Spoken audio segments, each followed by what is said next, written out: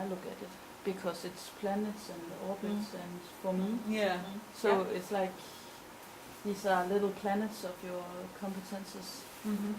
So that was just like the feeling I got from looking at it. Yeah, but then you wanted to move the picture closer to the competence, maybe. To the planet. So to the planet, yeah. Yeah. So that it sort of is part of. I just thought about this, like where you have a planet and you can see other things orbiting around. So maybe your competences then could be connected. I don't know. To me, it looks like a planet, but I think that the skills is like a spacecraft Yeah. flying around these areas. Yeah. Yeah, actually. You should It build is, it as yeah. a spacecraft. Yeah. I see it now. That could be really great and dynamic to do that. And then you make it a little bit different from the mind maps you're used to see. Yeah. So you have some special. Yeah. I like that. Okay, thank you. What program is it? It's mind map. That's the name of it. Mind mindset.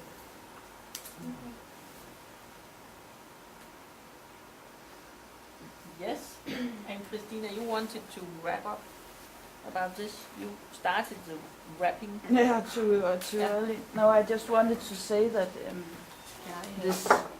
this wayfaring. Do you need it? Yeah. But this wayfaring, that in all of your presentations there is some kind of road. You argumented for the connection of your skills, for instance. You have the road where how the box was connected to what was inside. You have a road where you could navigate in some way. You also had a road in how your arguments was connected together, like the first one. So I just like we did with the scenarios. You can say that you all have a road. You have like the spaceship has a tail. You go to after the planets or something like that. And you also had this ordering that you would go out to this area and this area. So you can use that in redesigning.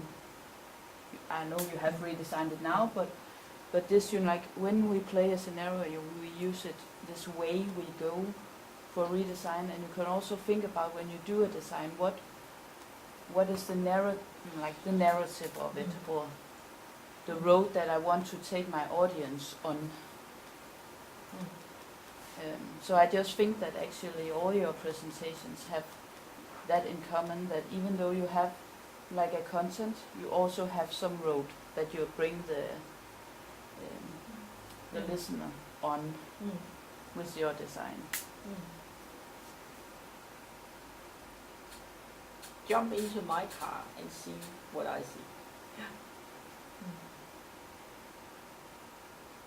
Great. But now I would like us to conclude with a joint student evaluation. And unfortunately, I haven't made a structure for it, so I thought that I would just begin by taking notes of what you say, and we would discuss the issues that you bring up. I'm sorry, it's not very elaborate, but on the other hand, it is an easy way to sum up for me, so that I can put it in the end of the slides and put it out there. So, any input of any sort is welcome. I had difficulty seeing what we were going to use this course for in the beginning. It's a little bit more clear now.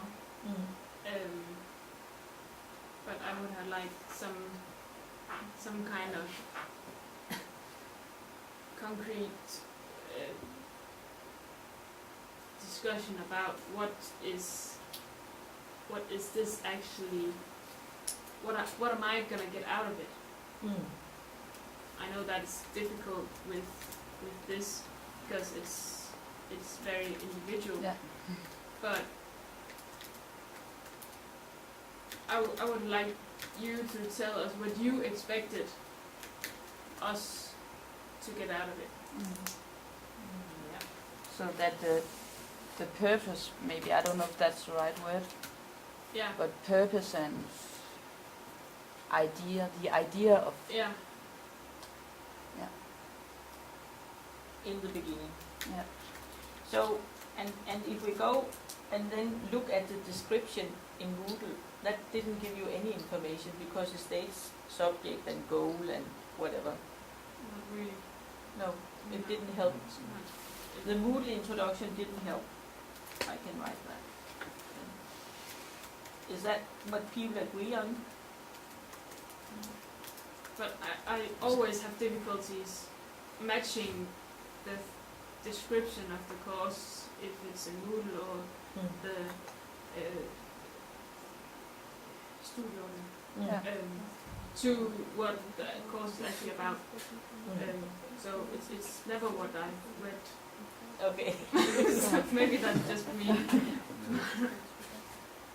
But that was one comment, so it will just be there as it is, and then let's have more comments. Maybe someone disagrees, or maybe I should choose the right language. Not to have all you read. Yeah.